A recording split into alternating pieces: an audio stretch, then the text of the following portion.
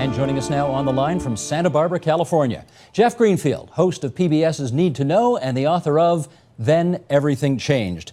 And Jeff, I want to start, first of all, by welcoming you to the program and then following up on that JFK example I gave off the top of the program, because everybody, of course, remembers his assassination in '63. What I suspect very few people know, what you remind us in the book, is that he was almost killed before he took the oath of office. Tell us what that was about. It's probably as neglected a piece of American history as I can think of. It was a Sunday in December in 1960 in Palm Beach. Kennedy was down there working on his inaugural. A retired postal worker had driven down from New England, obsessed by his hatred of the Catholic Church and the Kennedy family money. He was parked outside the Palm Beach home in a car, holding in his hand a switch wired to 8 sticks of dynamite. And his plan was to wait till Kennedy left his home on his way to church, ram the car, and blow him up. A suicide bombing at a time when nobody ever heard that phrase. And the Secret Service took no notice of him. But because Mrs. Kennedy came to the door to bid him off to church, the assailant said, "I don't want to do this in front of his wife and young child. I'll wait." And because he'd been sending threatening postcards back home, police authorities nabbed him. The Secret Service chief said we were literally seconds away from the killing of the president-elect.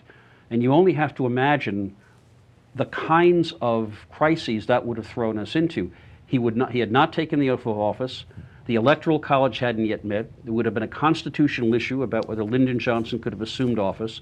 My alternate history assumes that they would have dealt with that. And then you have to imagine how American history would have been different had not John Kennedy, but Lyndon Johnson been in the Oval Office, say, at the time of the Cuban Missile Crisis.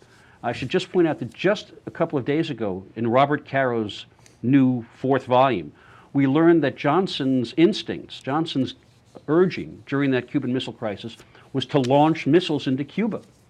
And as it happened, that kind of, without giving away the whole book, I was struck by that because of how I imagined a President Lyndon Johnson handling the Cuban Missile Crisis. And it's to the point you make earlier in your introduction. Do people or events shape history? I think this is one rather dramatic example where a different occupant in the Oval Office at the most critical part of American history maybe ever, literally war and peace at stake, might have made very different decisions. Let's go forward to RFK and that night in the Ambassador Hotel in Los Angeles in June of 1968. Sirhan, in real life, got to him. In your book, somebody got in the way and Bobby Kennedy survived. Play out a bit of the history, how it might have been different, if you would. Well, and this is also personal because I was a young speechwriter on his Senate and then campaign staff, and I've been asked for decades what would have happened. Here again, it was a matter of just the smallest twist of fate. Robert Kennedy's brother-in-law, Steve Smith, was in the habit, not out of security, but just to help clear the way, of usually preceding Robert Kennedy wherever he was going when he was with Kennedy. He happened to be upstairs in a hotel in Los Angeles getting late returns from the California primary. And so Robert Kennedy walked into that kitchen pantry unaccompanied. It was a last-minute decision to send him that way rather than exposing him to more crowds. His one security guard was out of position, and so he walked into that kitchen unprotected. My scenario is based on reality in the sense that we know what happened when Ronald Reagan survived an assassination attempt. It changed the whole political terrain. The goodwill and sense of relief that flowed to Reagan because he had survived an assassination attempt really changed the whole political dynamic for him. It made him a much more formidable figure.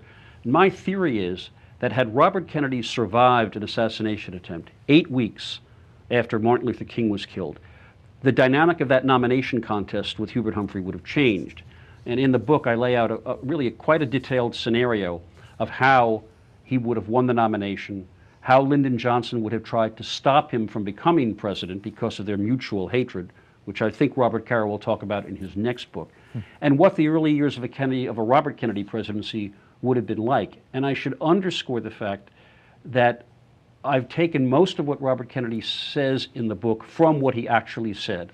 And many of the plot lines are kind of built around what really happened. In doing the research, for instance, I found that Lyndon Johnson wanted the nomination for himself in 1968, even after he had in effect abdicated, actually planned to go to the convention and try to rally the delegates behind him.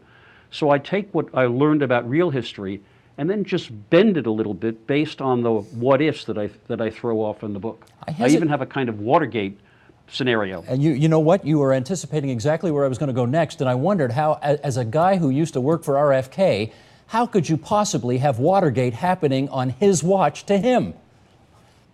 Well, first of all, while I am still an enormous admirer of Robert Kennedy, this isn't hagiography. There was one fellow in particular in real life who worked for Robert Kennedy who, whether on his own or in courage, was fully capable of trying to get a look at what the other guys were doing. One day I plan, when they finally release his closed oral history up in the Kennedy Library, I plan to go up there and find out what this guy was really up to. But you have to be, I think, clear-eyed about how politics works. And the idea that zealots would try to do whatever they could do to gain an advantage for the person they were working for, that's not confined to one side of the political spectrum or the other. And again, in looking at real history, one of the twists I use in the book is there was a Republican lawyer on a congressional committee named John Dean, who, had Nixon not won the White House, would have still been on Capitol Hill. And so I have John Dean investigating the possible ties of a President Robert Kennedy to the break-in of Republican headquarters. I did have a little fun in this book. Yes, I guess you did. One more thing surrounding the speculation about what might have been had RFK survived. You say Chappaquiddick never would have happened to Teddy Kennedy. Explain that. Well, this is, again, a sort of one of the things you get to do when you rewrite history. The premise is very simple. The Chappaquiddick happened when a number of people who worked for Robert Kennedy's campaign had a kind of reunion up on the Cape. Now, and I posit in the book that with a President Robert Kennedy, let's say some of his kids would have gone not to a reunion, but to a kind of a summer celebration. Who would have been there? The Secret Service would have been there. And I posit that an alert Secret Service agent, might have seen trouble ahead and followed a car and been in a position to save Ted Kennedy. And in that sense, it wouldn't have happened. History changes both big and small ways. One of the things about a Robert Kennedy presidency is I posit that he would have settled the Vietnam War fairly quickly, the way Eisenhower settled the Korean War. Therefore, by the time the movie MASH comes out, everyone is so sick of Vietnam that the movie flops and there's no TV series. So I reworked some popular culture as well. In the same sense that had John Kennedy not praised Ian Fleming, we may never have had a James Bond phenomenon in the United States. So right. History changes in many ways, not just necessarily the big ones.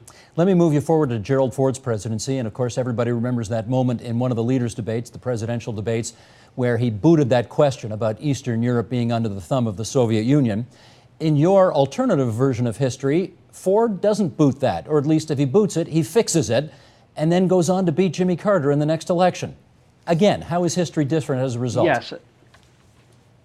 Well, first I should say that one of the ways that real history informs this is that election in the Electoral College, this crazy system we have down here, was incredibly close. If you switch 6,000 votes in Ohio and a couple thousand more in either Mississippi or Hawaii, Jerry Ford wins a second term even though he loses the popular vote. And that failure of Ford to correct himself cost him a critical week in that election when he was catching up to Carter. Now, if you posit Jerry Ford beating Carter, and then assume, as I do, because I think history would bear me out, that the economic hammer blows of the late 70s, an oil shock might happen in a different way, inflation, an industrial recession all happen. And by 1980, you don't have an unpopular Democrat in the White House. You have a lame duck unpopular Republican. And Ronald Reagan's task, because I do think he would have won that nomination under any circumstances, of beating the Democrat would have been much tougher. Because the argument, are you better off than you were 4 years ago, now hurts Republicans, not Democrats. Nor do I think that Ted Kennedy, absent Jimmy Carter, would necessarily have glided to the nomination. I have a very different scenario in my book about who wins that thing. Well, let me take you to 1980, and I'm wondering whether or not you've had an earful from conservatives who say, what? Ronald Reagan loses the 1980 election to Senator Gary Hart? Explain, Lucy.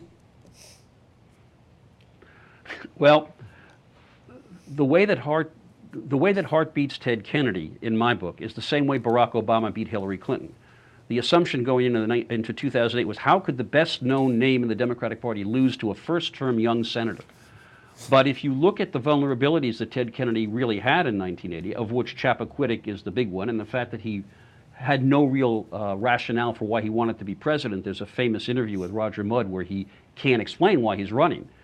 And you posit a change-oriented electorate, then a Gary Hart beating Ted Kennedy is possible. And then, as I say, what you bring to the fore is a Ronald Reagan burdened by his own party, the same way we saw last time that John McCain was burdened by the unpopularity of George W. Bush, which is why, just as McCain had to reach for a very unusual vice presidential running mate, I suggested in my book that Ronald Reagan would have had to have done a very daring choice for vice president, something to prove he wasn't just a conservative, elderly citizen, which is why he picks as his running mate, in my book, Sandra Day O'Connor.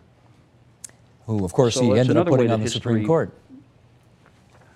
Precisely. And I mean, the other fantasy, and here's where people could say, come on, you're pushing it, is that I have always believed that that every debater against Ronald Reagan made a fundamental mistake in trying to show people that he was dangerous, because Reagan's affect was precisely not dangerous. That the way you had to deal with a Ronald Reagan if you were debating him was to understand what his game was, what his favorite lines were, what his favorite approach was, and throw him off his game. I used to be, before I became a pure virginal journalist, a political operative. And when we were coaching people in debate, that was always the part that I was trying to focus on. What do I know this opponent's going to say that I can take away from him? And so in the book, I have Gary Hart, with the coaching of a former boss of mine, out-debate Ronald Reagan. Now, given Reagan's skills, that might have been more fantasy, but I'm willing to defend it. Okay, let's do one more before we invite the others to join us, and that is, you speculate in the book that had Gary Hart, in fact, become president in 1980, and given his past history with women who are not necessarily his wife, it is he, and not Bill Clinton, who would have had a rather dangerous liaison next to the Oval Office in the White House.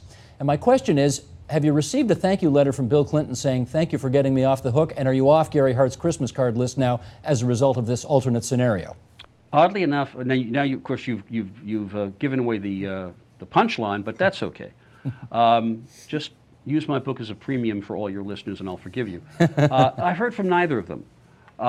But, in fact, in the afterword, which is in some ways the favorite part of my book, where I explain where I got all the history, I say, I really apologize for this one. How could anyone possibly imagine that a president of the United States would be engaging in inappropriate sexual behavior in the White House? I don't know where I got that from. Crazy notion, Jeff, just a crazy notion. Let's continue our conversation, if we can now, and consider who in fact does make history. Is it events that make history, or is it people that make history? And joining us to continue that conversation now, Sean Conway, for almost 3 decades, a member of the Ontario Legislature, now chair of the Board of Directors of the Ontario Centres of Excellence. Eric Margulies, the syndicated columnist and foreign correspondent, very well traveled, we might add, and Janice Stein, director of the Munk School of Global Affairs at the University of Toronto. And of course, we welcome back in Santa Barbara, California, Jeff Greenfield, author of Then Everything Changed. It's good to see you back, Brother Margulies. It's good to be back, brother. Been too long. It's been too long, and same for Sean Conway, who was a regular on a previous program once upon a time. I want to start with the end of the Cold War. And you've written about this, Eric, so let's go to you first on this. If Ronald Reagan doesn't become president in 1980, as Jeff Greenfield's book suggests an alternative version of history, does the Cold War continue? The Cold War would have continued because let's remember that it's not just the president who makes policy in Washington. As you can see with Barack Obama, there are what the Soviets used to call imperialist ruling circles. They're the same things in Moscow, they're just a different name. And these national defense, whatever you want to call them, are really the people, the engine pushing American foreign policy. And so that's why there's a little difference between Obama and the Bush administrations on foreign policy. What fascinates me about this era is the Cold War was going strong. What would have happened if Mikhail Gorbachev had not been in office? I have the boundless admiration for this man. Whether he did it by advertence or by just fumbled into it, Gorbachev was confronted with either sending the tanks to crush the demonstrators who were about to tear apart the Soviet Union, or giving into it. And he chose to give in. And that, I wrote a column recently saying the man who prevented World War III, because it could very well have happened if a Brezhnev or one of the other hardliners had been there. So here's a man to whom we owe enormous gratitude and the fact who changed the course of history. Janice, what about Karl Wojtyla? If he doesn't become Pope John Paul II, does communism persist in Poland and, for that matter, across the rest of Eastern Europe? Well, that's interesting because it pushes Eric's argument one step back, because I think the crucial player was not Ronald Reagan. And in fact, when his successor comes to office, they're still locked into the Cold War. It takes a long time. So the really crucial change happened in Russia. So Karl Wojtyla was a major player, really. This was a pope that had a reach, first of all, in Eastern Europe. He was one of theirs. He had moral authority, he had suasion. So I'm not sure that that alone would have changed the course of history, because Mikhail Gorbachev comes to power through a really fluky confluence of circumstances at the time. You know, he came, it's quite interesting, actually, he came to Canada. A lot of people don't know this story. He came to Canada on a visit before he became Secretary General. And met with the then ambassador, the Russian ambassador to Canada, Yakovlev. And our Minister of Agriculture at the time, Yakovlev, said, well, we want a private chat. So the Minister of Agriculture in Canada gave him access to his farm. And the two men talked for half an hour, and it was Yakovlev who said to him, we have to change the course. We have to change the course. So this only speaks to Jeff's point, these moments in history. Now, could any of it happen if the Soviet Union wasn't going down a path where its economy couldn't compete in an information age? I'm going to put that to Jeff in a second, but let's add another piece of this puzzle here. Margaret Thatcher, had she not become the Prime Minister of Great Britain, is that another piece of the Cold War puzzle that isn't there that they needed? Well, it's a wonderful parlor game. I mean, the what ifs, and I really admire what Jeff has laid in front of us. But a famous historian here in Canada once said that history is the record of the encounter of character and circumstance. And Jeff reminds us, so do my colleagues on this panel, that characters are really important. Steve Jobs really did matter in terms of the technological revolution of our time. But circumstances clearly matter. Whether it's Mrs. Thatcher, it was quite clear through the 1970s that domestic politics in Britain were unraveling. The Labour brand was badly, badly damaged. And so she becomes Prime Minister because Callahan and company give her the opportunity. Look at Lincoln. I mean, Lincoln to me is a very interesting example. Lincoln, who was this odd outrider from the frontier, who wasn't particularly attractive, really was kind of a nobody, who was mostly a loser. He had lost more than he had ever won, but he was, because of those losses, available after Kansas, Nebraska, and many people in the United States of America at the time completely misread this guy in terms of just how strongly he felt about the integrity of the Union, and what an incredibly strong-willed executive with a great capacity to communicate to Americans he was. But would he have been around? Would he have been available had he won one of those Senate races that he had lost earlier? Right. No, he wouldn't have been. I guess not. Jeff, let me pick up on the example Janice Stein gave, which is, did people in the right place end that Cold War, or was it kind of going to happen anyway? Was history impelling it to end anyway? What's your view on that? I think the point about the merging or the connection of character and circumstance is exactly on point. There are shaping influences that are flowing. Then the question is, who is in place to affect those circumstances?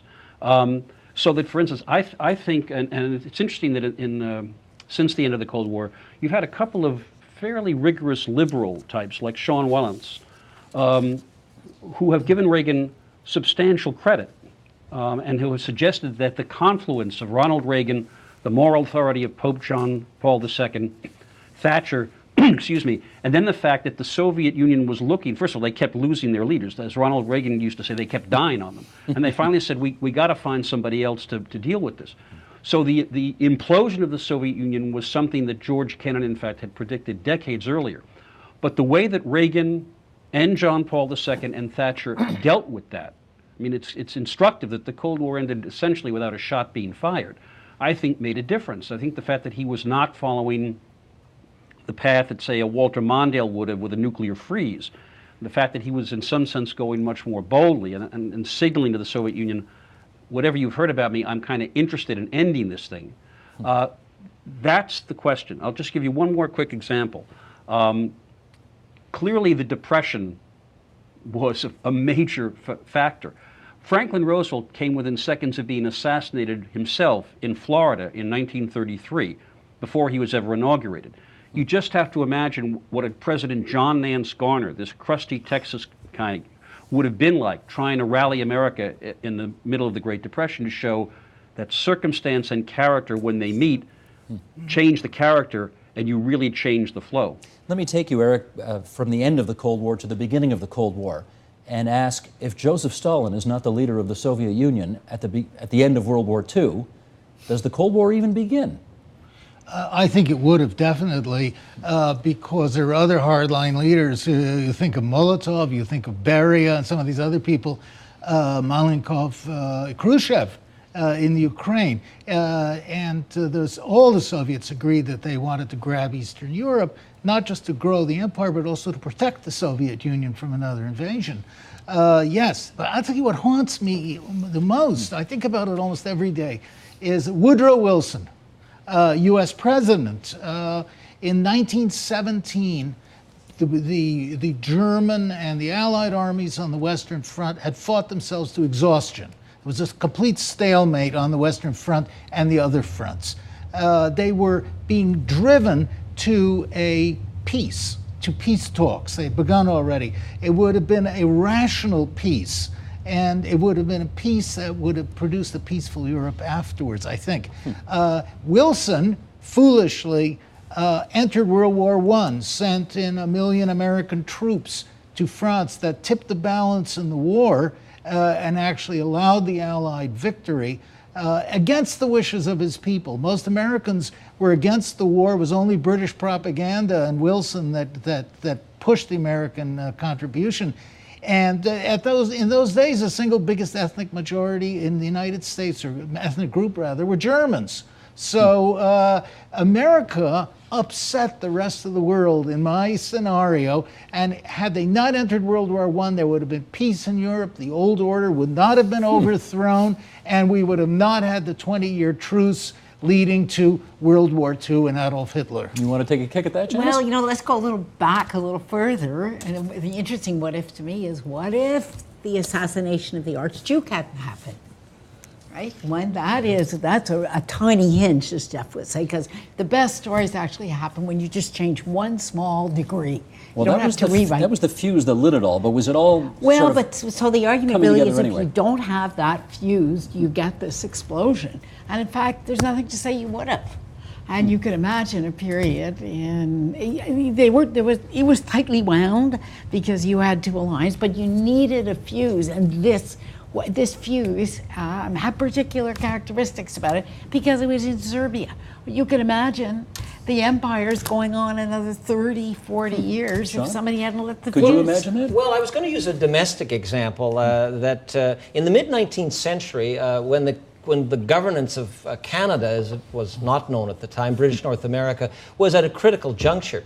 Two of the leading politicians who truly loathed one another, the conservative John A. Macdonald and George Brown of the Reform Liberal Party, came together in a critical deal-making time that produced what later became the Dominion of Canada. And the coming together was aided and abetted by the fact that George Brown was in love.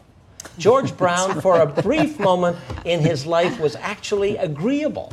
And he was agreeable because he had met this charming woman, Anne Nelson from Edinburgh, who had softened him up, and not just for domestic connubial bliss, but to the great glory of a better Canada, because Anne Nelson made George Brown humane enough to make the Grand Coalition possible, to make the Dominion of That's Canada a great possible. We were born in love, this country. All right. If not for love, there'd be no Canada. I love it. Jeff, let me bring you fast forward here to, I think, one of the great what-ifs of our sort of current time, or certainly the last decade or so. We all remember that election, 2000. Al Gore gets more votes than George W. Bush, but of course, because of, as you called it, that crazy system you've got with the Electoral College, and a little help from the Supreme Court, George W. Bush becomes the president. Had Al Gore won, is there any question in your mind the Iraq War would not have happened? Everything that I know about what he thought about that suggests the Iraq War would not have happened. Yeah. But that does not mean that we would have been necessarily on a path to 8 years of heaven on earth. Of all the things that I'm asked when I talk about this book, and this is obviously usually from Democratic partisans, they want me to do one more. In fact, I am doing one ebook sequel. It'll be out this summer about the 2000 election. But as the novelist in me insists on making certain twists in that scenario that produce something else, I think it's absolutely clear, and I've interviewed any number of people who worked for him, that from the get-go, he thought Iraq was just a complete wrong-headed diversion. I think he's the one who said it would be like bombing the Philippines after Pearl Harbor. So no. But I would point one thing out to you about that, just quickly, about that election. I'll give you one example of these tiny little twists. If Ross Perot hadn't run for president in 1992 and changed the ballot access laws to make it really easy for other candidates to get on the ballot, you wouldn't have had 10 candidates running for president in Florida, and the commissioner in Palm Beach County would not have had to design a butterfly ballot to get all those names on the list so that old people could read them, and Al Gore might have been elected just for that reason. That's how weird. You know what this is all about? For want of a nail, the shoe was lost. For want of a shoe, the horse was lost. Right. That old nursery rhyme. But you It's know, true. Steve and Jeff, I'm struck as you talk by one of the post-electoral circumstances, depending on your point of view. In 1800, John Adams loses the first partisan election to his friend and former colleague, Thomas Jefferson, and the relationship is pretty sour by the time the election's over. On his way out the door, John Adams, President John Marshall, in an act of pure spite, gives Thomas Jefferson one thing he knows he's not going to like, namely a new Chief Justice, a Virginian who loathed Jefferson, John Marshall, who went on for 35 years to effectively define the U.S. Supreme Court that most people have come to like. Let me follow up with Eric on this, on the Iraq War business, though. Because I know you were one of the early and most virulent critics of the Iraq War, and there weren't many people at the time. You know, the drumbeat for war was beating pretty heavy, and you were kind of spinning in a pretty heavy wind at that time. But Al Gore was part of an administration in the 1990s that was getting tougher on Iraq. There were more sanctions coming. There were tougher enforcements of no-fly zones. So I wonder whether a war with Iraq was coming regardless of who won that 2000 election, in your view. I don't think so. The American military chiefs, at least the ones I've talked to, felt that the sanctions against Iraq had in fact bottled it up, were keeping it in prison. It offered no threat to any of its neighbors. It was defanged. It had no military equipment left. It was a mess. And the Americans had crushed Iraq before the war. So the only people who were pushing for that war were the neocons, ardently, the American media, and yes, there I was a lonely voice, and I was called unpatriotic and a traitor and everything else for saying this war is going to be a disaster. And also by Bush, the foolish Bush, and Dick Cheney, who was really the author, Dick Cheney and the neocons. So that war, there was nothing inevitable about that war. In fact, there was nothing inevitable about the 1991 Gulf War, the first war against Saddam, Bush, the father. because the Soviets had negotiated a way out of that. And Saddam was convinced that the Russians would get him out of Kuwait and a face-saving withdrawal. And Bush Sr. said, no, we're going to clip his wings and get that SOB. And that started the train of tragedy that continues on to this day. Jeff, let me do a follow-up with you on the second Gulf War, if we can call it that. Saddam Hussein threatened to assassinate George Bush the father. And I guess my question is, if George Bush the son doesn't become president in 2001, does that imperative for war therefore disappear for Al Gore? And again, maybe the war doesn't happen. Well, I mean, that's where you probably want to get a psychiatrist, because you're dealing with whether there's a whole complex edible thing going on. Some people have suggested that Bush wanted that second war to finish the job his father didn't, and that is really above my pay grade. But it is true that the Clinton administration was putting sanctions on Saddam Hussein. And it's also true, we should remember, that when push came to shove, except virtually every Democrat in the Senate voted for the authorization. And while Barack Obama very successfully positioned himself in 2008 as the one who didn't, he was a state senator then. And his opposition to the Iraq war came in one speech in a very liberal neighborhood in Chicago. I am told that ex-President Clinton basically said to Hillary Clinton, if you want to run for president, you are going to have to vote for this war, otherwise people are going to see you as weak. But that's different from saying that a President Al Gore would have bought into the fantasies that Ahmad Chalabi and some of the neoconservatives were laying on the table. I firmly believe he wouldn't have. That's not to say he wouldn't have made some other mistakes, but you'll have to wait for my ebook to see what they are. Steve, could I just interject one quick thought? That story about Saddam tried to kill my daddy was a complete canard spread by the Kuwaitis. And it was swallowed hook, line, and sinker by Washington. Saying it never happened? No, it never happened. The Kuwaitis who produced that story were the ones who produced, or their PR agency produced the story. Remember about the Iraqis taking the babies out of the incubators and shades of World War I with the Germans with the babies on the bayonets? All lies and war propaganda. Wartime disinformation. Janice? I actually agree that if Al Gore had been president, there would not have been a war, because there was no connection between the event we haven't talked about, which is 9/11. It's actually next on my list. Okay. Yeah. But there was one set of circumstances that we haven't talked about, which is that the sanctions regime at the time was coming to an end. And it was coming to an end for a funny reason. These were general sanctions, and they were incredibly punitive against the population of Iraq as a whole.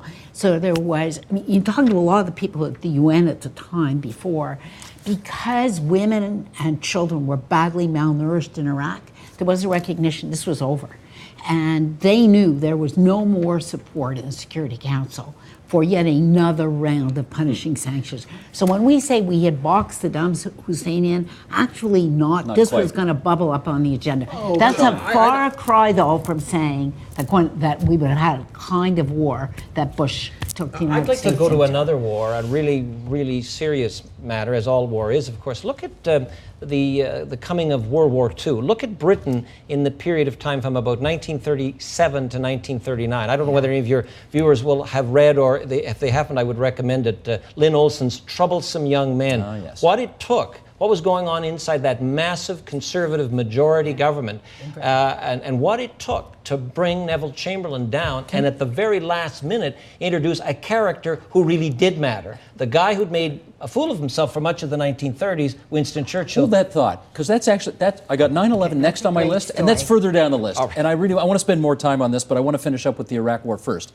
Jeff, I'm going to take you back to September 11th, 2001.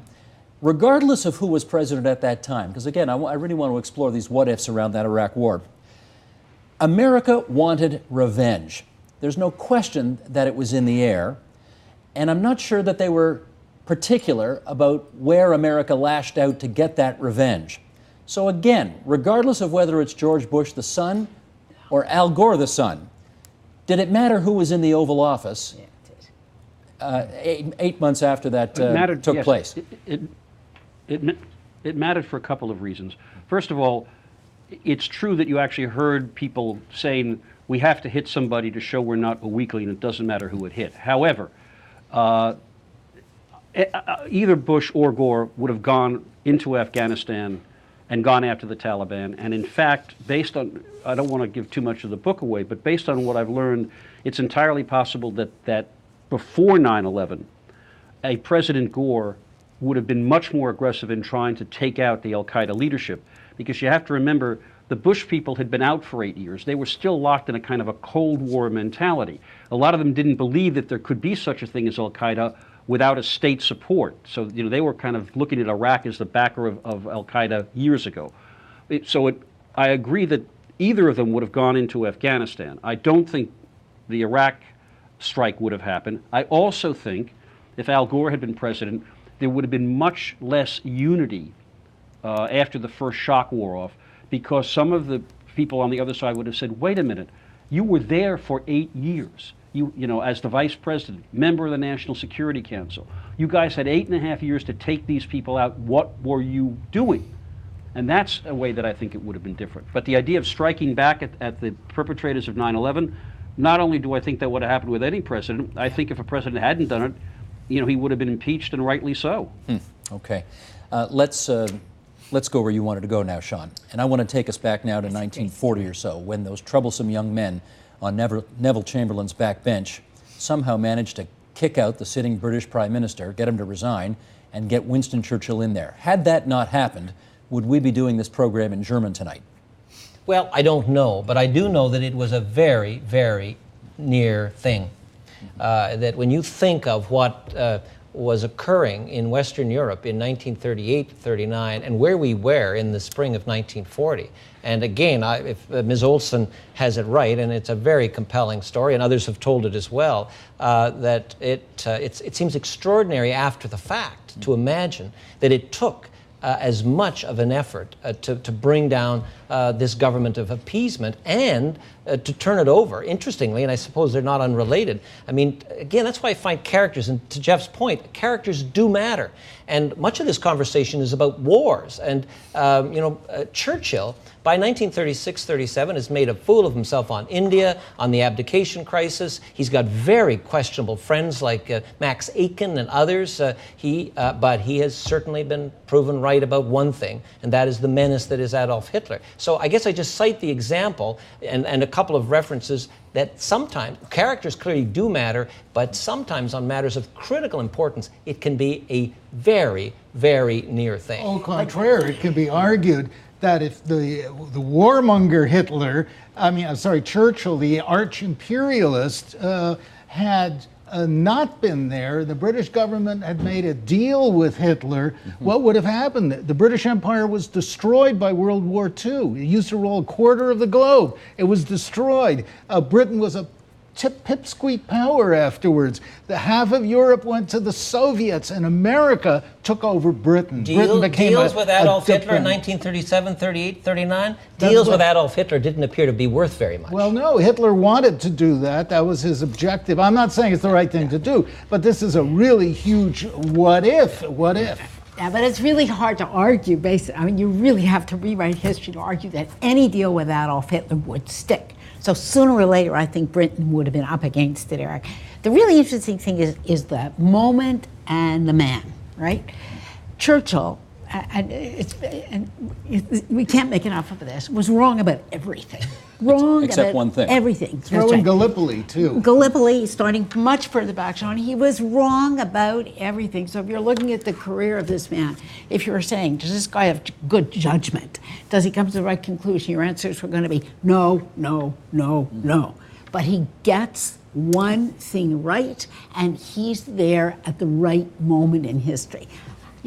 What's the odds of that happening? Not great, Janice, frankly. he said I will never preside over the destruction of the British Empire. But he did. He was wrong about everything except Adolf Hitler. Comes from smoking cigars with breakfast. Jeff, I'd like Jeff's opinion. I think, as an outsider, I think we were all well served by Abraham Lincoln finding his way to the presidency in 1861. It was a bloody conflagration, but I look at that and say to myself,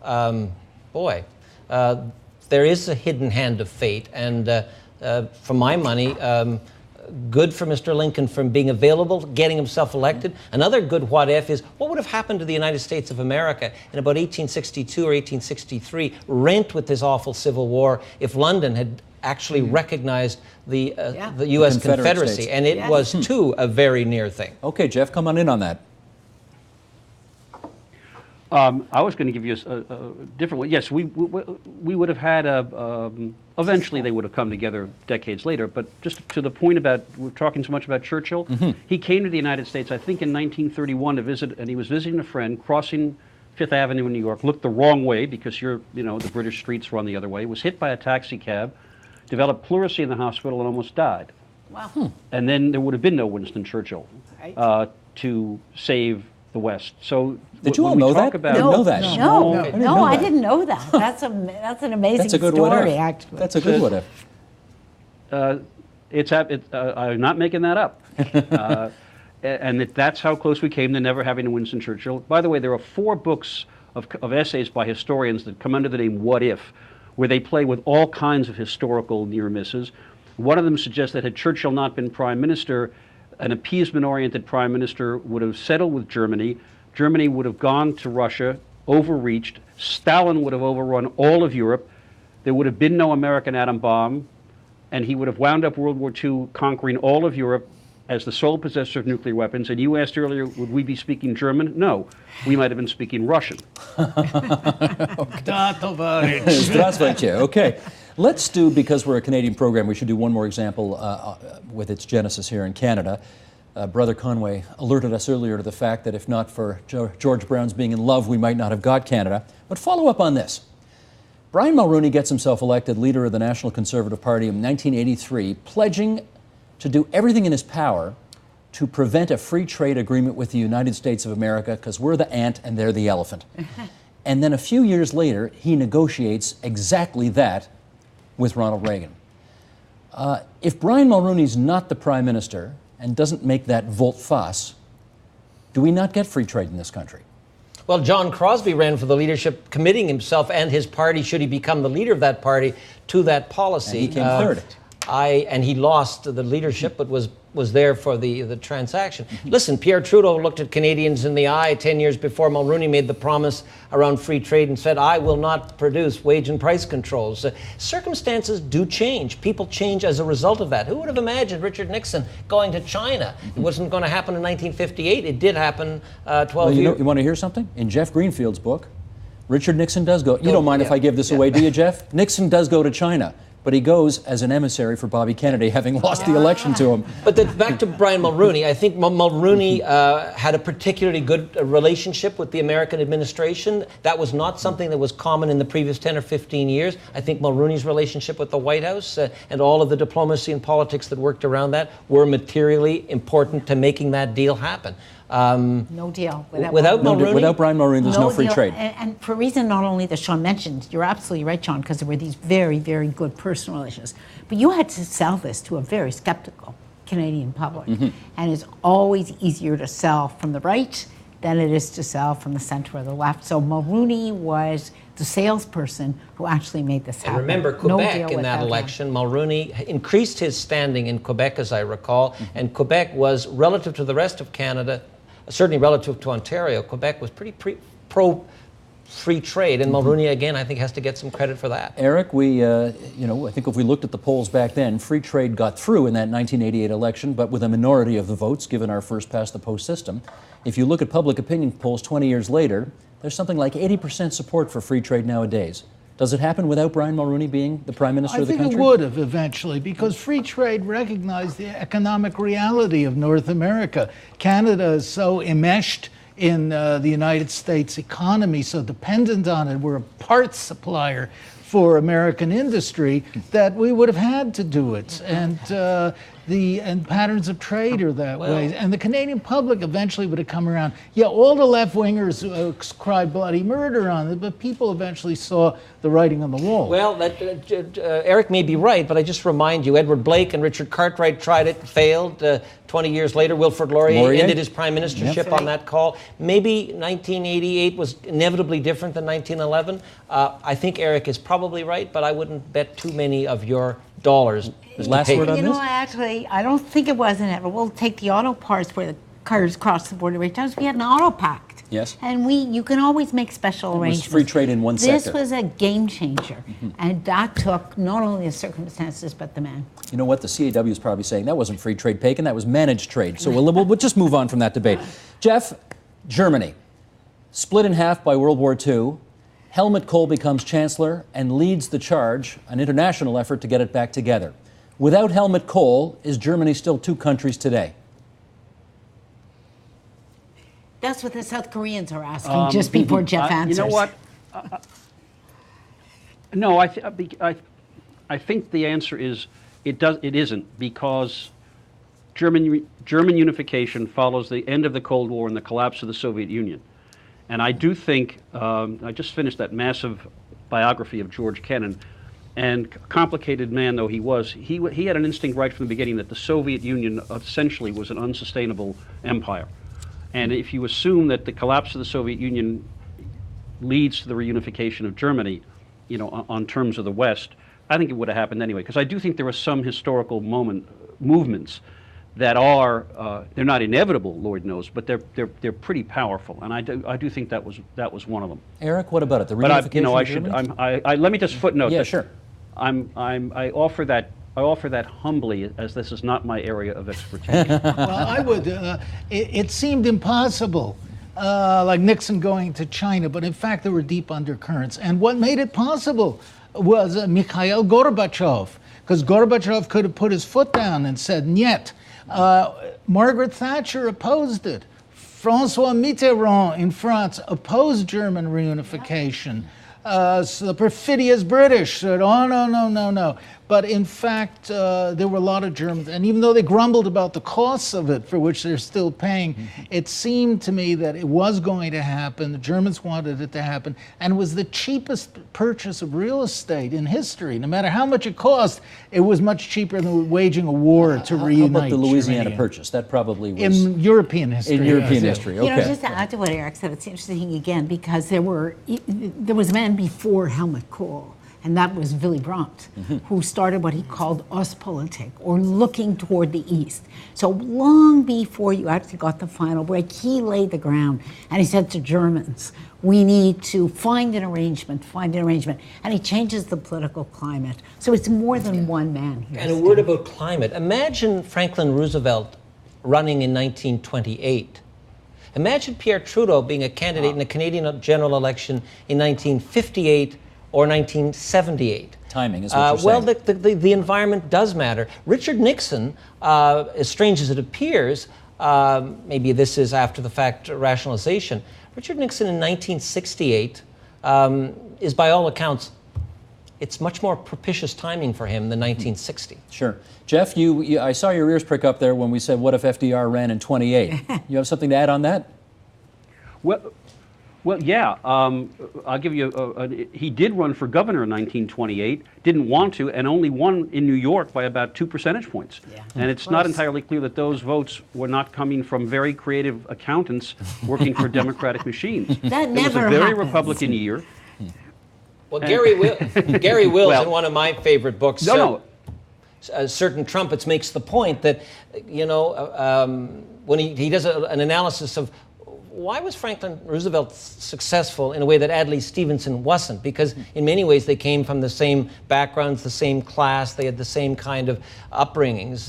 And Will's answer to that question is Franklin Roosevelt was electable when America had polio. He felt their pain. Leadership is about empathy. Bill Clinton beats George Herbert Walker Bush in 1992 because William Jefferson Clinton appears to know the price of bread.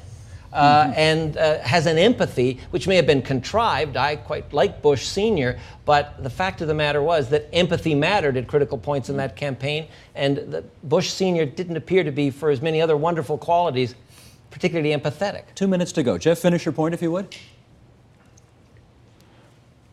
I think it's, with the exception of George Washington, you can take almost every American president, and if you put that president in a different time frame, as just been said, what appeals to the electorate in that era goes completely over their heads, or they're indifferent. That's why in my book, Ronald Reagan in 1980 running to succeed Jerry Ford, talented as he was as a politician, is much more vulnerable than a Ronald Reagan running against incumbent unpopular Jimmy Carter.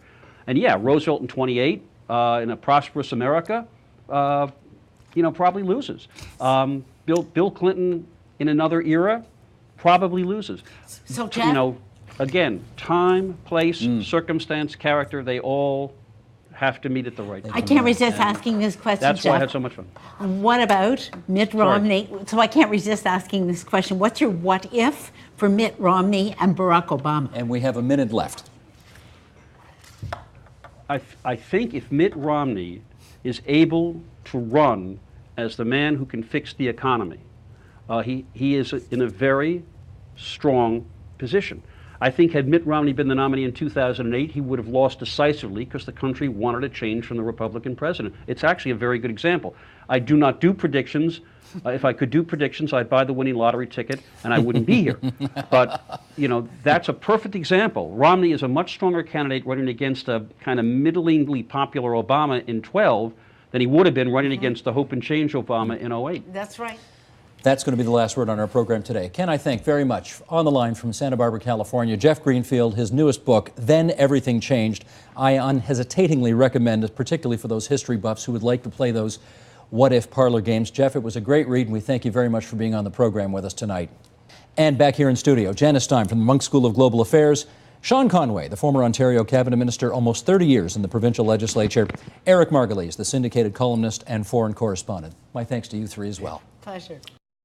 Support Ontario's public television. Donate at tvo.org.